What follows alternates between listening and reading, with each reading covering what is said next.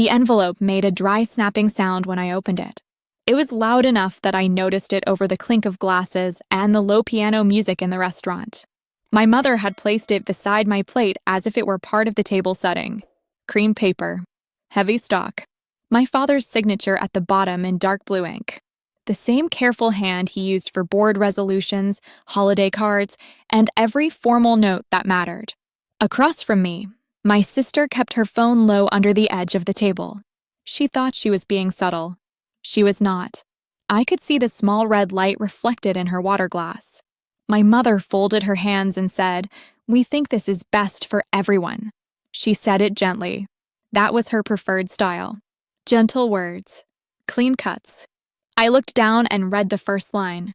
A formal notice ending family financial support and personal association, effective immediately. There was more beneath it.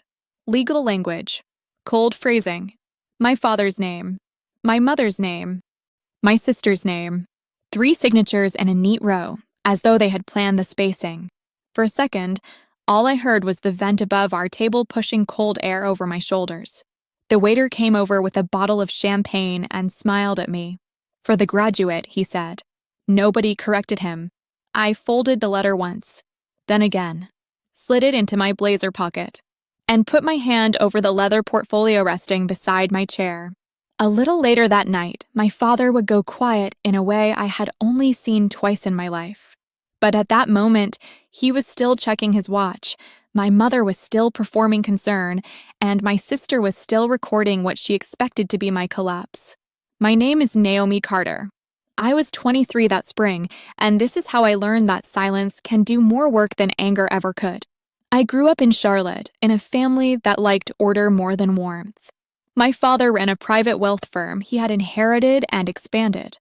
My mother chaired charity events with the same precision other people used to run military drills. My older sister, Evelyn, had already taken her place inside the family machinery. She understood the rules early and never seemed troubled by them.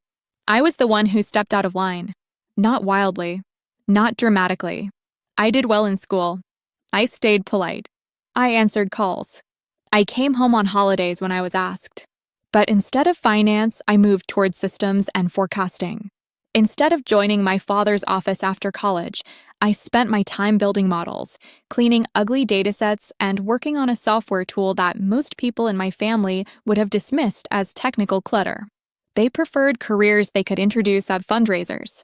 I preferred work that solved a real problem. By junior year, the shift in how they treated me was obvious. Questions became shorter.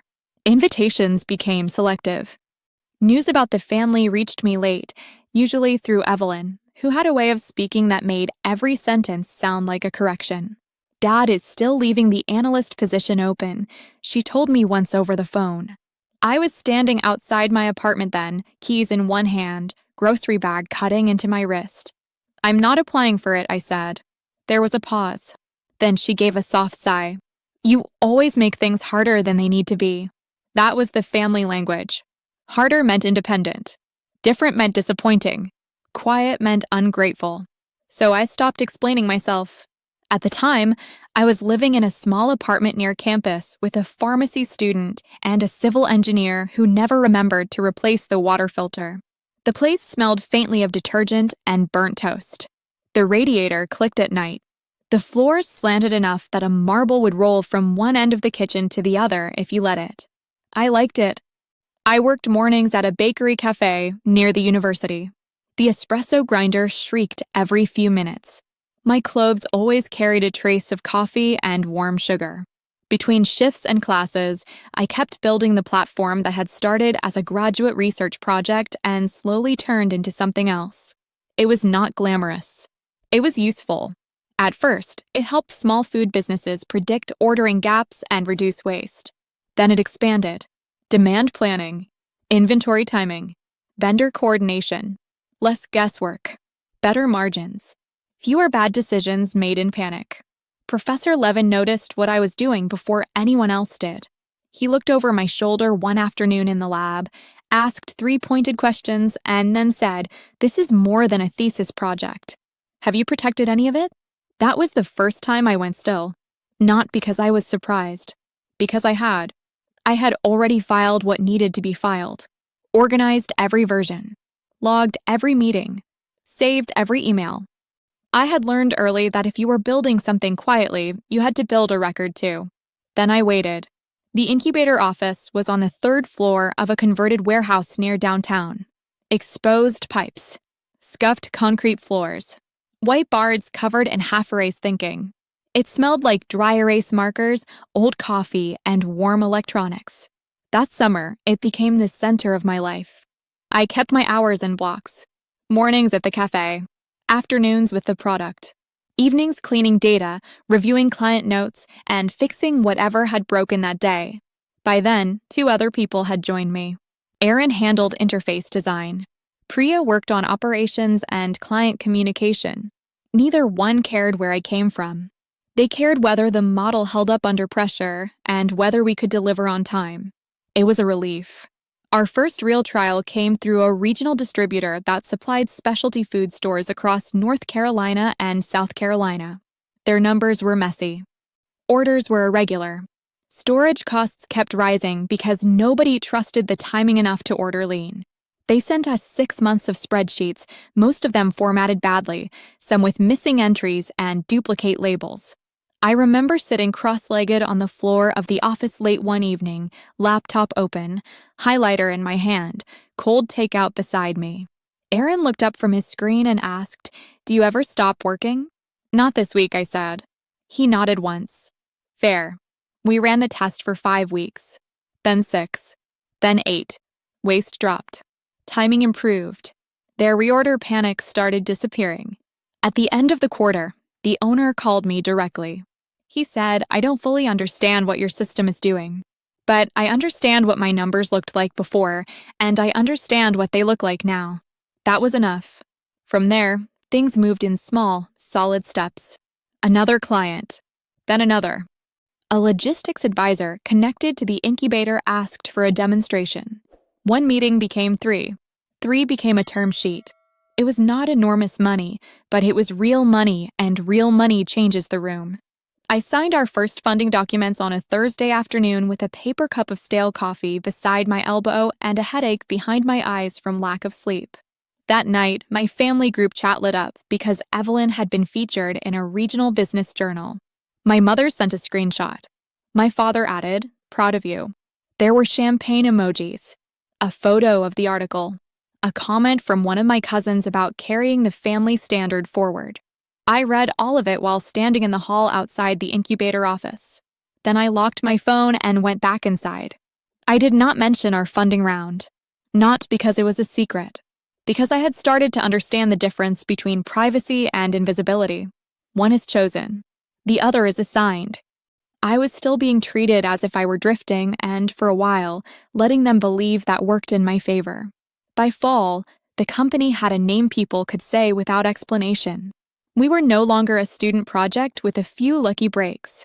We had contracts, pilots, a structure, and actual legal fees. I had a small office with a glass panel and a desk that wobbled if I leaned on the left side. Priya taped a list of goals to the wall beside it.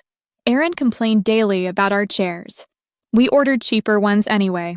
I kept records of everything. Every client call got a summary note. Every milestone went into a dated folder. Every change to the product was logged. Every invoice, draft, pitch deck, revision, and contract had a place. It was partly habit and partly instinct. My father had taught me one useful thing without meaning to. In his world, memory was never enough. If something mattered, it needed paper. So I built paper.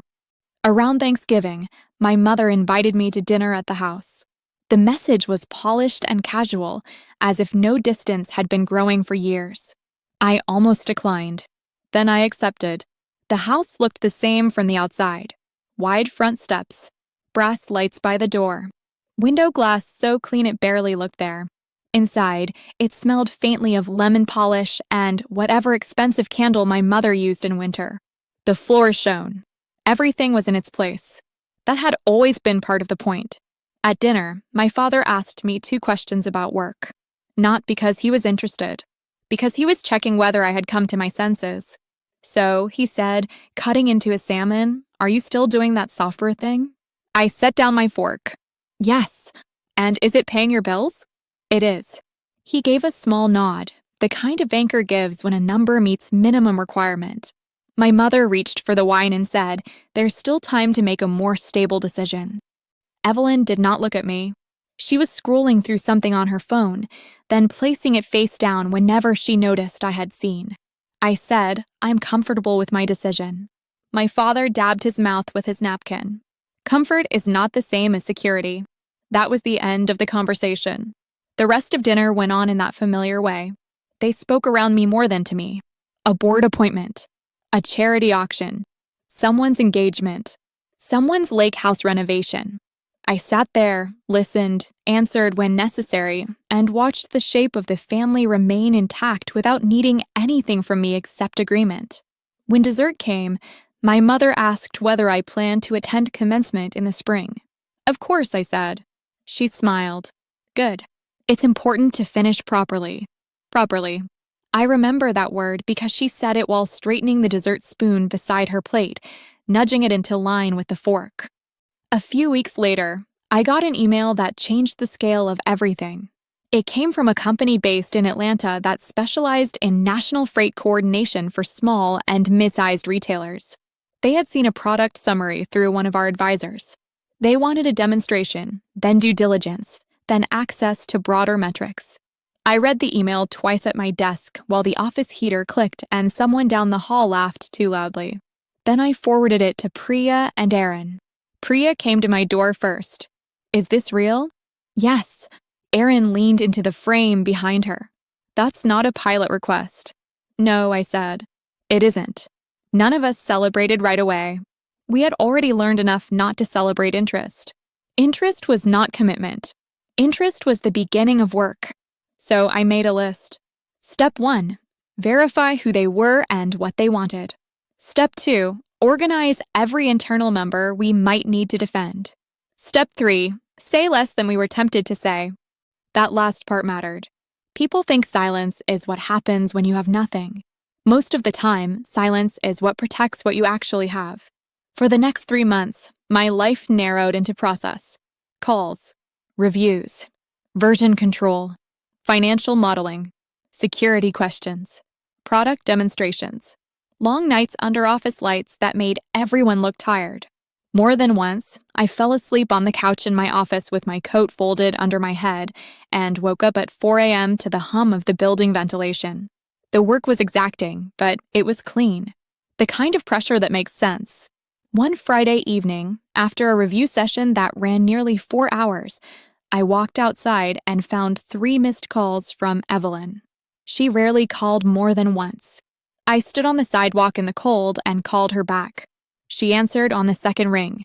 Where are you? Outside my office. There was a pause. Dad says you've been impossible to reach. I've been working.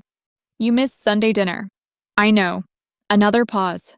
Then, in that controlled voice she used when delivering family decisions she wanted mistaken for concern, she said, You can't just disappear and expect people to keep making room for you. I looked across the street at the reflection of traffic sliding over the windows of an empty storefront. I'm not asking anyone to make room for me, I said. She exhaled softly. Naomi, there's going to come a point where choices close doors. I thought about the due diligence folders waiting upstairs, the contracts, the projections, the versioned files, the names of people who took my calls because they respected my work, not my surname.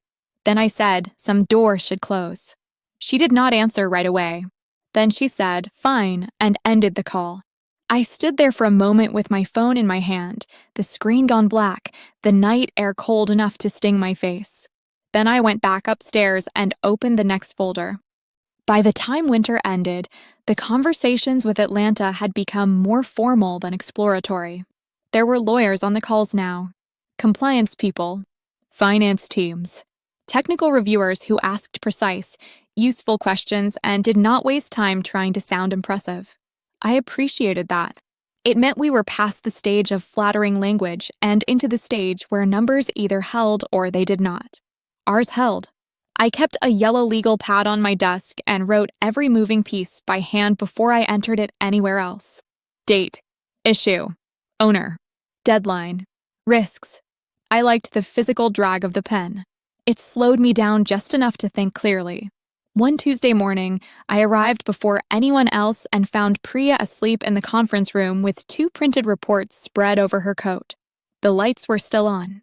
Her laptop sat open beside an empty cup that smelled faintly of burnt coffee. I touched the glass lightly and she woke at once. "What time is it?" she asked. "Too early." She rubbed her face and sat up. I was checking the revised client retention assumptions. Did they change? No, which is either good news or suspicious. I smiled a little. Good news. That day, we got the first acquisition language. Not a vague indication. Not a future possibility. Actual paper. Preliminary terms, structured in clean paragraphs, with valuation ranges, retention provisions, transition responsibilities, and employment guarantees. I read the document once alone, then once with Priya, then once with Aaron, who paced during legal discussions because sitting still made him restless. He stopped near the whiteboard and said, "So this is really happening." "Maybe," I said. Priya gave me a look over the edge of the document. "You're allowed to say it looks good." "It looks serious," I said. That was as far as I was willing to go. Serious things deserved quiet until they were signed.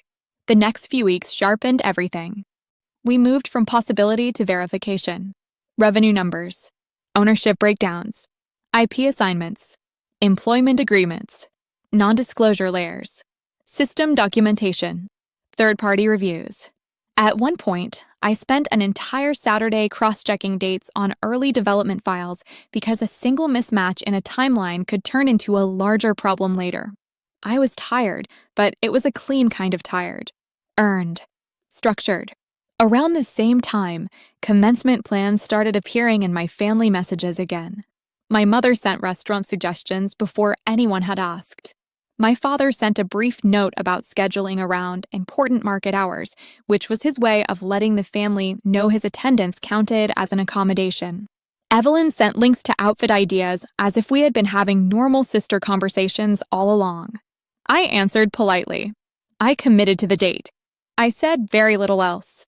Then, 3 days before graduation week began, we received the revised final offer. I was in my office when the email came through. Late afternoon light was hitting the brick wall across from my window. The heater had finally stopped fighting for the season, and for once the room felt still. I opened the file, read the first page, and then the second. Then I called Priya in. She came in carrying a notebook and stopped when she saw my face. "What?" "Read page 4. She took the document, scanned quickly, then went back and read more slowly. Her eyebrows lifted. "That number is better." "Yes." Aaron appeared a minute later because he had heard the change in her voice through the wall. He read the same section, then sat down without speaking. The final amount was higher than the earlier range. Not wildly inflated. Not fantasy. Just stronger because our numbers had held through every stage they were tested. We closed 2 days later. No camera. No champagne. No dramatic soundtrack to go with it. Just signatures, identity verification, a conference room that smelled faintly of printer toner, and the quiet understanding that life had shifted. I signed the final set with a black pen provided by their legal team. Then I initialed the remaining pages one by one while someone across the table reviewed closing order. There were small sounds I still remember. A chair moving on carpet. A throat being cleared. The soft weight of paper stacked and resacked. When it was over, the lead counsel shook my hand and said, "Congratulations." I thanked him. Then I stepped into the hallway and stood there for a moment alone. My phone was in my pocket. I could have called my family. I could have sent one message to the group thread and changed the entire shape of the dinner they were planning in my honor. I did not. Instead, I texted the team. Done. Aaron replied first with 3 messages in a row, none of them coherent. Priya sent back, "Come back to the office before you disappear anywhere." So I did. They had ordered mediocre cake from the grocery store downstairs because nobody had remembered to plan anything more elaborate. Someone had taped a sheet of printer paper to the wall that said you did IT in thick marker. The letters were crooked. The frosting was too sweet. It was perfect. We stood around the conference table with paper plates and talked through transition steps because even in celebration, there was still work to do. That was the part one liked best, not the number itself, the order that followed it. What happens next? What gets signed? What gets archived? What gets announced? What remains private until timing catches up? The public release was scheduled for Monday morning after graduation weekend. That timing mattered. So did the employment agreements, the retention structure, the internal memo naming my new role, the payment schedule, the cap table summary showing exactly what percentage had been mine at closing. Clean documents, clean facts, nothing inflated, nothing performative, just proof. That evening, after everyone left, I stayed behind and began putting together a separate folder. Not for the company, for dinner. I do not mean that I planned a speech. I did not. I had no interest in humiliating anyone, correcting them emotionally, or turning a private injury into theater. But I knew my family well enough to understand what that dinner might be. A ceremony, a message, a final gesture disguised as order. So I prepared accordingly. I made copies, not originals. I placed the acquisition summary first, then the signed announcement draft, then the role confirmation, then one page showing the closing figure and ownership structure in a form even my father could not misread or minimize. I left out anything confidential that did not belong in front of them. I was careful with that. Facts work best when they are clean and permitted. Then I closed the portfolio and put it aside. At home that night, my apartment was quiet except for the hum of the refrigerator and the faint rattle in the bedroom window that always started when the wind picked up. I kicked off my shoes, set my keys in the dish by the door, and stood in the kitchen for a full minute without moving. On the counter was the commencement invitation I had almost forgotten to mail back. Beside it, a note from my roommate reminding me that the milk was gone. Ordinary things. Good things. I heated leftover soup, sat at the small table by the window, and looked at the city lights across the street while I ate. My phone buzzed twice with family messages. My mother, Saturday is confirmed. Maison Laurent, 7 p.m. formal, of course. Evelyn, try not to be late this time. I read both. Then I set the phone face down. The next morning, Professor Levin called. He was not a sentimental man. He respected evidence, deadlines, and people who arrived prepared. That was part of why I trusted him. I heard the deal closed, he said. It did. A short pause. Good. Thank you. Then, in the same tone he used when discussing faculty politics or software errors, he added, "You should expect people to revise their opinion of you now that success is legible." I leaned back in my chair. Morning light was coming through the blinds in thin lines across the table. I know. That revision is not the same thing as understanding, he said. No, I said. It isn't. After we ended the call, I wrote 3 lines on a sheet of paper and left it beside the portfolio. Step 1, say only what is true. Step 2, do not fill silence for them. Step 3, leave when the facts are finished.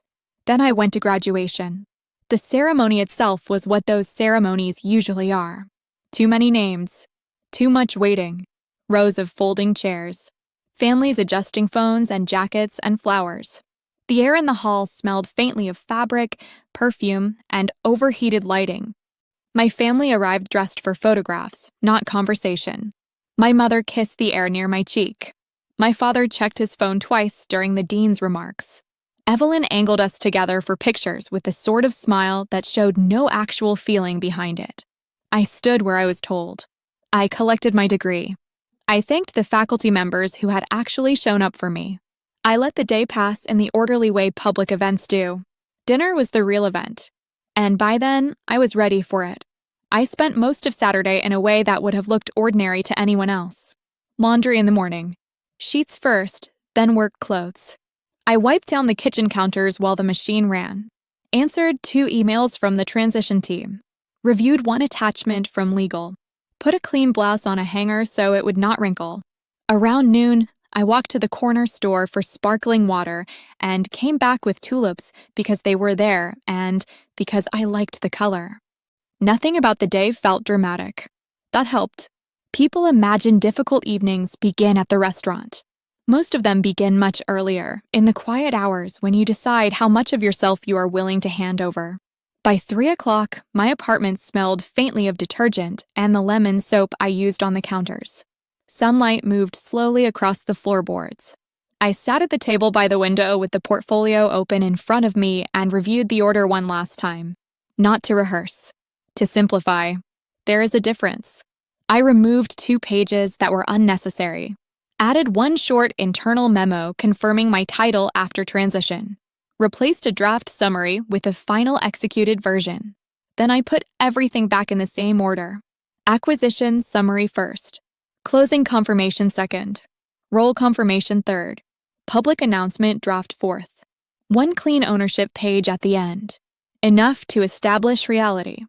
Not enough to invite argument over details that were no longer open for discussion. Then I wrote the same 3 lines again on a fresh card and slid it into the inner pocket of the folder. Step 1. Answer the question being asked. Step 2. Do not explain what they never cared to learn. Step 3. Leave before the conversation turns into revisionist history. I did that because I know myself. Not as a warning. As a way of staying orderly. Old family dynamics can make even a clear mind drift into old roles. The forgotten daughter. The one who tries once more to be understood. The one who mistakes late attention for love. I had no intention of doing that. At 6:15, I got dressed. Dark blazer. Ivory blouse.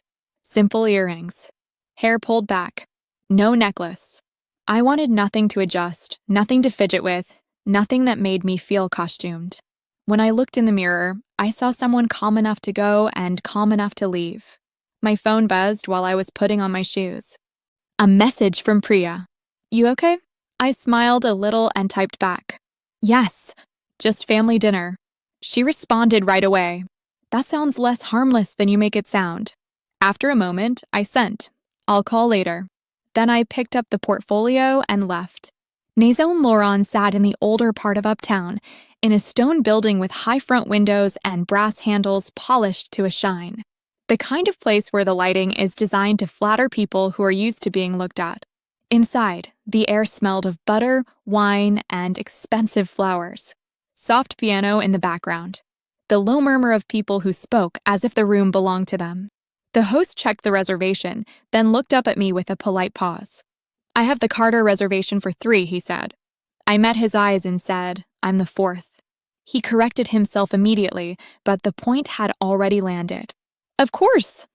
I followed him through the dining room, past tables lit by shaded lamps and polished silverware, until I saw them. My mother was seated where she could be seen from half the room. My father had one hand resting near his glass, watch visible beneath the cuff of his jacket. Evelyn had angled her chair slightly outward, phone face down beside her plate, camera lens aimed more carefully than she probably realized. The arrangement was too exact to be accidental. My mother smiled first. There she is. She rose halfway and touched the air near my cheek with perfume and practiced warmth. My father gave me a brief nod. Evelyn looked up, then down again, as if documenting my arrival internally for later use. I took my seat and placed the portfolio upright beside my chair. The waiter appeared almost immediately with menus and a chilled bottle. My father lifted his glass once it was poured. To Naomi, he said, on finishing what she started. It was a useful sentence. Neutral enough to sound gracious, thin enough to reveal what it lacked. We ordered. My mother commented on the room, the flowers, the timing of graduation season. Evelyn mentioned a client event. My father spoke about the market. I answered when required and watched the pattern unfold. They were not gathering with me. They were arranging around me. The first course came and went. Bread plates were cleared. Water glasses refilled. My mother kept smoothing the edge of her napkin. Evelyn checked her phone twice beneath the table. My father asked one question about my plans, using a word in the tone people use for hobbies after college. I'm staying in operations and systems work, I said. He nodded once. Still, I said. He cut into his fish and said nothing more. Then, after the plates from the second course had been taken and before dessert menus arrived, my mother opened her handbag. I saw the envelope before she set it down. Heavy cream paper, sealed flap. My name written across the front in her careful hand. She placed it beside my bread plate with 2 fingers, almost elegantly. We wanted to do this privately, she said. No one else moved. My father kept his face still, but not naturally still. Deliberately still. Evelyn had already shifted her phone lower, into her lap. I did not need to see the screen to know what she was doing. Some families build memories. Mine preferred evidence they could edit later. I looked at the envelope for a moment before I opened it. The paper inside was thick enough to make a crisp sound when unfolded. Formal language. Structured paragraphs. A statement of permanent personal and financial separation. Recognition that I had chosen a path outside the family's expectations and, as a result, would no longer be considered in any legacy planning, trust distribution, or family business succession. At the bottom were 3 signatures. My father's firm hand. My mother's clean curve. Evelyn's quick slant. I read every line. Not because I needed to. Because documents deserve to be read when someone means them to wound. The vent above our table was pushing cold air down the back of my neck. Somewhere behind me, a server dropped a spoon and quietly apologized. Glass touched glass at another table. The piano kept going. When I finished, I folded the paper once. Then again. Then placed it inside my blazer pocket. No one spoke for a few seconds. My mother was waiting for a reaction she could later describe as instability. My father was waiting to assess whether his decision had landed effectively. Evelyn was waiting for content. I gave them none of that. Instead, I looked at my mother and asked, "Is that all?" The question unsettled the rhythm. My father answered first. "You appear remarkably calm." I understood what I was reading. My mother leaned forward slightly. We did not want confusion later. There it was. The language of administrative cruelty, not rejection. Clarification, not punishment. Order. I nodded once. "That makes sense," I said. Evelyn lowered her phone just enough to glance at me directly. I could see the surprise in it. Not sympathy. Just surprise that the scene was not developing correctly. My father rested his fingers beside his glass. "We assumed you might have questions." "I don't," I said. Then I reached down, lifted the portfolio, and placed it on the tablecloth between the water glasses and the candle. "As it happens," I said, "I brought paperwork too." I opened the folder and laid out the first page carefully, aligning it with the edge of the table. Not dramatically. Not slowly for effect. Just clearly.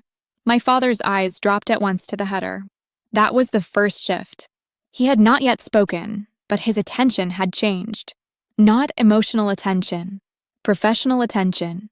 The kind he reserved for numbers, risk, and material facts. He picked up the first document. My mother's hands stopped moving.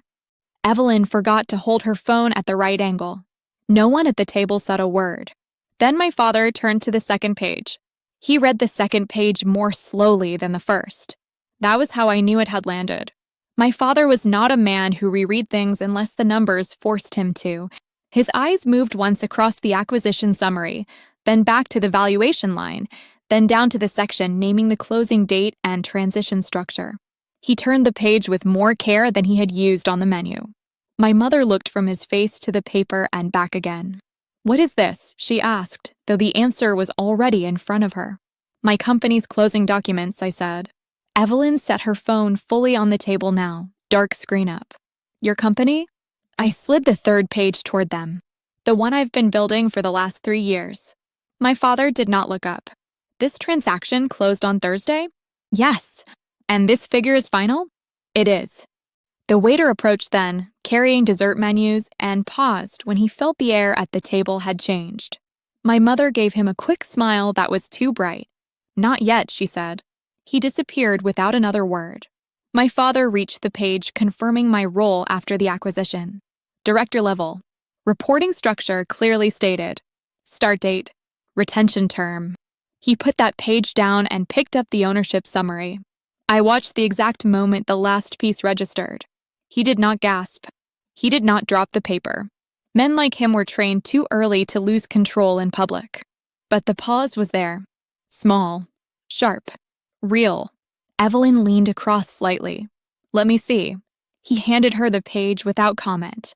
She scanned it, then looked up at me as if recalculating a person she had already finished sorting years ago.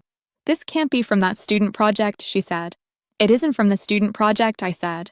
"It's from the company that grew out of it." My mother's voice softened, and that softness annoyed me more than anger would have. "Naomi, why didn't you tell us?" I looked at her for a moment before answering. "You never asked in a way that required an answer." That quieted her. Not because she agreed, because she understood it was true. My father set the papers down in a neat stack, though not in the right order. His hands were steady again now. The first moment had passed. He was reorganizing himself into the version he preferred, analytical, composed, adaptable. "This is substantial," he said. "Yes." He nodded once more, almost to himself. "And apparently well executed." I said nothing. He looked at the pages again. "Northbridge Logistics." "North Star," I said. He gave a brief, distracted motion of acknowledgement. "North Star. I know the name. I assumed you might." That was the first line of mine that carried any edge, but even then I kept my voice level. My mother touched the stem of her glass without lifting it. "This is an extraordinary accomplishment." I could hear the revision beginning already. The internal editing. The quick assembly of a new family story in which they had not failed to see me, only misunderstood the timing. Evelyn turned over the press announcement draft and read the first paragraph. "This says you developed the core forecasting model while working at a bakery cafe." "Yes." Her eyes flicked up. "You were actually working there?" I let the silence sit for a second before I answered. "Yes." My mother blinked once. "We thought that was temporary." It was 3 years. The candle between us gave off a faint heat. Somewhere across the room, someone laughed too loudly and then immediately lowered their voice. I could smell brown butter from a nearby table. All of it felt oddly distant, as if the room had pulled back a few inches from where we sat. My father folded his hands. "Why keep this from us?" He asked. "There are questions people ask because they want information, and questions they ask because they want the past rearranged in a shape they can live with." This was the second kind. So I answered only what was true. "I didn't keep it from you," I said. "You stopped making room for it." My mother opened her mouth, then closed it. Evelyn looked down at the disownment envelope, still partly visible beside my plate. No one touched it. My father shifted to the language he trusted most. "Well," he said, "it seems we may have acted on incomplete information." I almost smiled, though not out of amusement. More out of recognition. There it was. The boardroom version of regret. Not sorrow. Not apology. A procedural issue. An action taken without full data. As if I were a file reviewed too quickly. "The information was available," I said. "You were just not interested in it." My mother leaned forward, voice lower now. "That's not fair." I looked at her. The word fair moved through me without effect. Families like mine rarely mean fairness when they use it. They mean comfort. Optics. Restoration of a version of events that leaves their self-image intact. "What part isn't fair?" I asked. "The part where I built something without asking you to approve it? Or the part where you handed me separation papers before asking what I'd been doing?" Evelyn spoke before my mother could answer. "We were trying to make things clear." "You did," I said. She looked at the folder. "This changes things." I turned to her then, fully, because I wanted that sentence to sit where it belonged. "No," I said. "It reveals things." "That's different." She held my gaze for a second, then looked away first. My father exhaled once through his nose and reached for the disownment document, still in my pocket only by implication, not literally. That letter was symbolic. "Yes," I said. I understood the symbol. It was not meant to be punitive. I let that go by without answering. He tried again, more carefully now.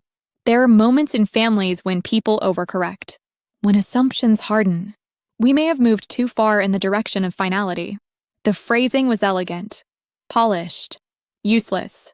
I closed the folder halfway and rested my hand on it. "You all signed it," I said. My mother's eyes moved to my blazer pocket. "We can void it," she said quickly. or redraft it. That's not difficult. There was no pleading in her voice yet, only urgency. She was still too proud to sound desperate in public. But the center had shifted. I could feel it. When I arrived, I had been the subject of the evening, the family disappointment, the final administrative cleanup before they returned to their preferred shape. Now they were the ones reacting to paper. That mattered to them more than any emotional speech ever could have. My father straightened slightly in his chair. Naomi, perhaps we should continue this conversation privately. At home. No, I said. The answer came easily. He frowned, not theatrically, just enough to register resistance. There is no reason to make a permanent decision at this table. You already did, I said. Evelyn picked up her phone again, then seemed to think better of it and set it back down. My mother lowered her voice. You know we love you. I believed she believed that. But belief and behavior are not the same thing. Care that only arrives after valuation is not care. It is reaction. So I said the plainest thing available. You loved an idea of me, I said. Then you withdrew it when I stopped fitting the plan. My father's expression tightened. Not from hurt. From loss of control. That is an unfair interpretation. No, I said. It's the cleanest one. For the first time all evening, none of them had a prepared response. The waiter returned then, carrying dessert menus again, uncertain but committed to his role. My father looked up at him and said, Not now. The man nodded and left. I gathered the papers into one stack, sliding each page back into the portfolio with the same care I had used when laying them out. Acquisition summary. Closing confirmation. Roll letter. Announcement draft. Ownership page. A simple action. But it clarified the table. Facts had been presented. The record had been corrected. There was nothing left to debate. My mother watched my hands. Naomi, she said quietly, please don't leave like this. I looked at her, then at my father, then at Evelyn. I thought about all the years they had mistaken my silence for emptiness. All the times they had decided who I was based on what made them comfortable. All the time I had spent building a life they considered too small to examine. And I realized I did not need one more sentence than the truth required. So I closed the portfolio, placed it beside my chair, and reached into my blazer pocket for the folded document they had given me. I set their letter on the table between the candle and the water glass. Not with force. Not as a gesture. Just placed it there where all of us could see it clearly. The folds were still sharp from where I had pressed them flat in my pocket. My father looked at it first. My mother looked at me. Evelyn did not move at all. For the record, I said, I read every line. No one answered. I rested my fingertips lightly on the edge of the paper and went on. You were careful with the wording. Legacy planning. Succession. Financial separation. Personal distance. You wanted it to sound orderly. My mother's voice came softer now, almost frayed at the edges. We were trying to avoid confusion later. There wasn't any confusion, I said. You were clear. My father leaned back slightly, measuring me again, but there was less certainty in him now. These things can be reconsidered, he said. They already have been, I said. Just not by me. That landed where I meant it to. He glanced at the folder beside my hand, then back at the disownment letter. He understood what I was saying. Their position had changed because a number had changed, because a title had become visible, because what they had dismissed as drift had turned into a transaction they respected, not because they had finally seen me. That difference mattered. My mother reached toward the paper, then stopped before touching it. We made assumptions, she said. Yes, they were wrong. Yes. She looked at me then with a kind of strained sincerity that might have moved me years earlier. That doesn't mean we wanted to lose you. I held her gaze. You had already decided that was acceptable. The words were quiet. That made them harder, not softer. Evelyn finally spoke, her voice lower than before. You make it sound cruel. I turned to her. You filmed it. Her face changed then. Not dramatically. Just enough. A small collapse around the eyes. She had forgotten, perhaps, that I had seen the phone. Or assumed that because I had not reacted, it had not mattered. I wasn't, she started. You were recording me opening the letter, I said. So yes, I think cruel is available. She looked down at the dark screen beside her plate. My father stepped in quickly, trying to regain shape. This is becoming unnecessarily hostile. No, I said. It's becoming accurate. The room remained calm around us. Silverware. Soft music. Low voices at other tables. A bottle uncorked somewhere behind me. The ordinary sounds of an expensive dinner service moving along exactly on schedule. That, more than anything, steadied me. Real life keeps going, even when a family decides to rearrange itself over dessert. My father folded his hands and changed tactics. "What exactly do you want from us?" he asked. It was the wrong question, but it told me a great deal. He was still thinking in terms of settlement. Terms. Adjustment. Remedy. I answered him plainly. Nothing. He frowned. That's not realistic. It's already real. My mother shook her head once. Naomi, families say things in moments they don't fully understand. This wasn't a moment, I said. You drafted it, printed it, signed it, brought it here. You coordinated the setting. No one interrupted because none of that could be denied. I touched the edge of the portfolio. The difference between impulse and decision, I said, is paperwork. That was the truest sentence I gave them all evening. My father looked at the letter again, then at me. If you're asking whether I regret the timing, he said carefully yes. Clearly I do. Timing. Not substance. Not treatment. Timing. I almost felt tired hearing it. I'm not asking, I said. That left him with nowhere useful to go. My mother's voice lowered further. What happens now? There was a time when that question would have opened something in me. Hope, maybe. Or grief. Or the old reflex to make things easier for everyone else by speaking gently enough that nobody had to face what they had done. But I was too far past that now, so I gave her the only honest version. Now, I said, the document you wanted becomes real. She stared at me. Evelyn looked up sharply. You can't mean that. I met her eyes. I do. My father's tone sharpened. Naomi, be careful not to let pride make this worse than it needs to be. That would have worked on the old version of me. The one still trying to prove she could absorb contempt gracefully and remain available for future approval. But by then I understood something simple. Boundaries always look like pride to people who benefited from your lack of them.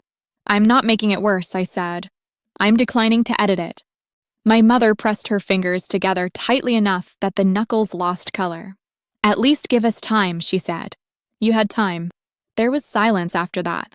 Not dramatic silence. Not public spectacle. Just the natural quiet that comes when the available explanations stop working. My father was the first to break it. What are you planning to do? He asked. I appreciated the question more than the others, because at least it was practical. I'll have my name changed by the end of the month, I said. The paperwork is already started. My mother inhaled sharply. Evelyn said, You already filed? Yes.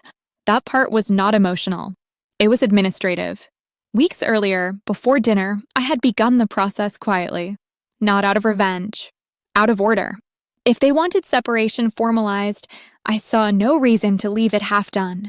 My father looked at me for a long second. You anticipated this. I understood you. That answer stayed between us. He looked away first. Then I continued, because facts deserved completion. I'll also have future correspondence routed through counsel where necessary. Anything related to trusts, family entities, or my prior inclusion in estate language can go there. Personal contact is your choice, but I won't be returning to old arrangements just because the valuation became visible.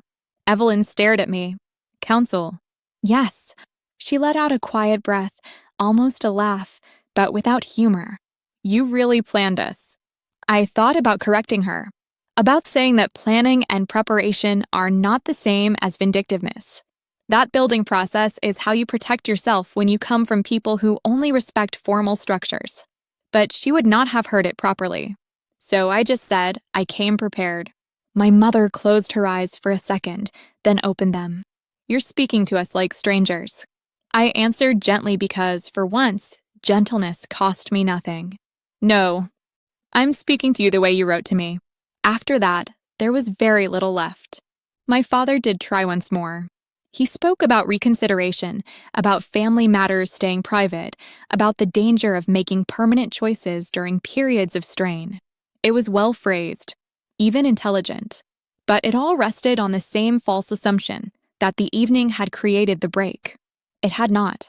The break had happened slowly, over years, through neglect, correction, silence, omission, and conditional warmth. The letter had only given it a date and signatures. When he finished, I nodded once.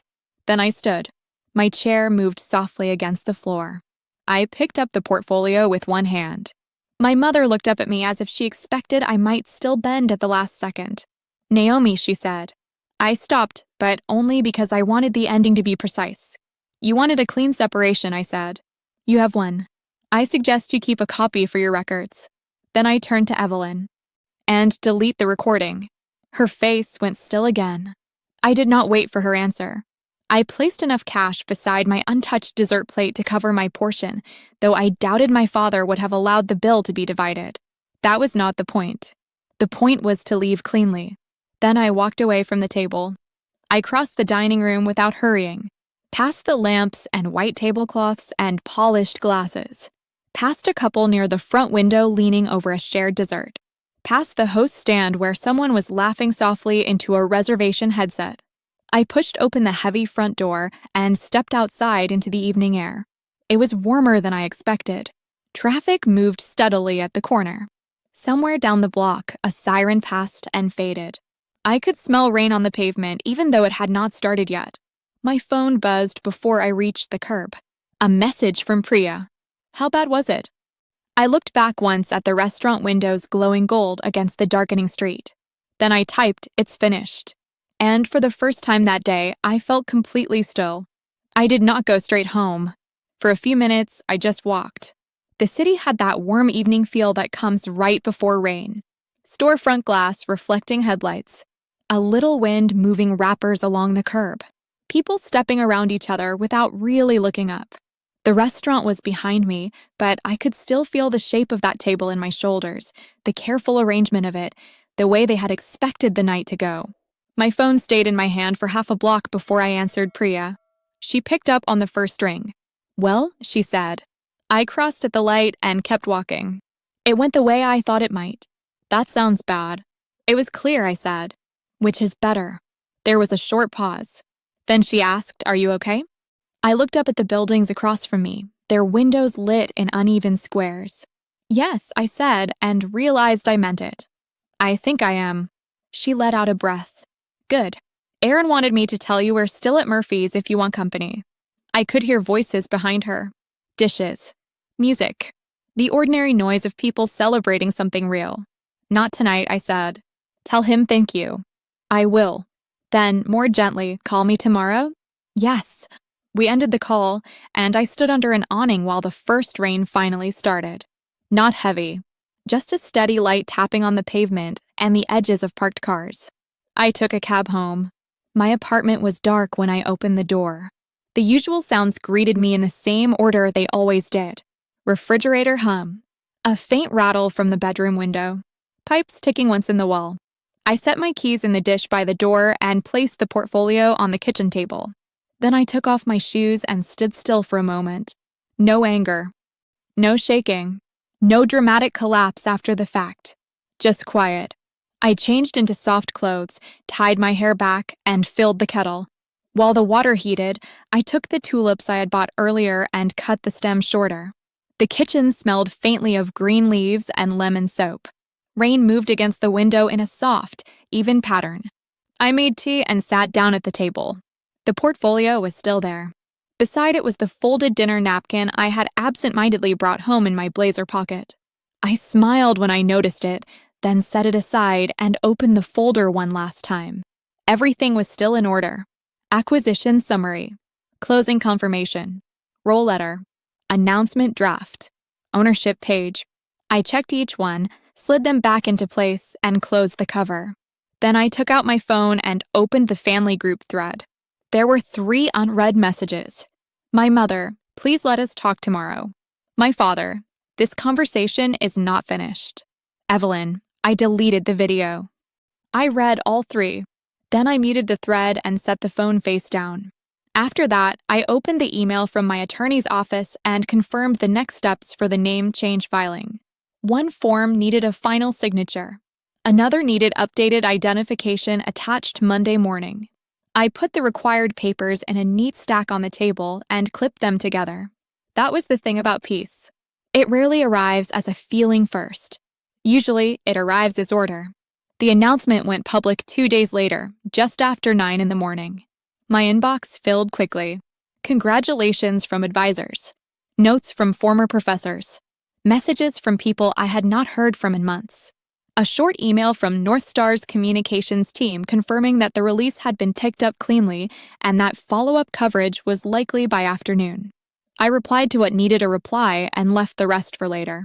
Around 11, Professor Levin called. I saw the release, he said. Yes. And? I looked around my office. A cardboard box near the wall waiting for transition files. Priya on a call in the conference room. Aaron arguing with a printer that never worked when it should. And nothing, I said. Work continues. He made a sound that might have been approval. Good, he said. That's usually the healthiest answer. By the end of the week, the formal pieces had started moving into place. Legal name change hearing date. Council contact updated. Transition calendar finalized. The practical things. The things that actually hold. My family did keep reaching out, though less confidently than before. My mother sent 2 long messages about misunderstanding and healing. My father sent 1 brief email asking for a private meeting. Evelyn sent a photo from when we were children and wrote only, I don't know when this got so bad. I answered once. Not coldly. Not warmly. Just clearly. I said that the separation they put in writing would remain in effect. That future communication could happen in time, if it happened at all, but not through pressure, revision, or selective memory. That I was not interested in re-entering a version of family that only functioned when I stayed smaller than I was. Then I left it there. Some people would call that harsh. I don't think it was.